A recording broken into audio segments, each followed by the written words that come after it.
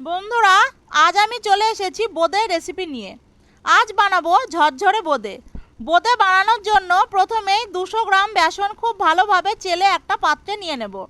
এবার অল্প অল্প করে জল দিয়ে একটা থকথকে ব্যাটার বানিয়ে নেব। ব্যাটারটা 10 থেকে 12 মিনিট খুব ভালোভাবে ফেটে নেব। খুব ভালোভাবে ফাটা না হলে কিন্তু বোঁদেগুলো ফুলবে না। ব্যাটারটা দেখেই বুঝতে পাচ্ছেন কীরকম হয়েছে, খুব একটা মোটাও না আর খুব একটা পাতলাও না। এবার আমার পুরোপুরি ফাটা হয়ে গেছে। গ্যাসে কড়াই বসিয়ে সাদা তেল গরম করে একটা ছাকনার ওপরে অল্প একটু ব্যাটার দিয়ে তেলের ওপর ধরে রাখবো। তাহলে দেখব গোল গোল হয়ে বোঁদেগুলো তেলের ওপর পড়ছে। যতবার ব্যাটার দেবেন ততবারই কিন্তু ছাকনাটা ধুয়ে একটু মুছে নেবেন। এবার মিডিয়াম হিটে 30 থেকে 40 সেকেন্ড ভেজে নিলেই আমাদের বোঁদে পুরো রেডি হয়ে যাবে। এভাবেই সবগুলোকে আমরা ভেজে নেব।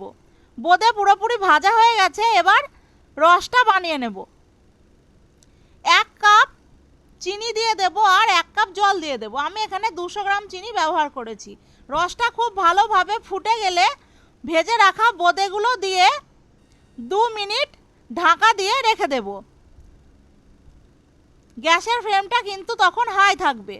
এবার 2 মিনিট পর গ্যাস অফ করে আরও 10 মিনিট ঢেকে রেখে দেব। তাহলে রেডি হয়ে যাবে আমাদের ঝরঝরে বোঁদে। আপনারা যদি একটু রস রাখতে চান তাহলে জলের পরিমাণটা একটু বাড়িয়ে দেবেন, তাহলেই রসের বোঁদে হয়ে যাবে। দাদা ভাই দিদি ভাইরা, আপনারা এইভাবে কে কে বাড়িতে বানিয়ে খেয়েছেন একটু জানাবেন। আর যারা খাননি তারা অবশ্যই এইভাবে বানিয়ে দেখবেন।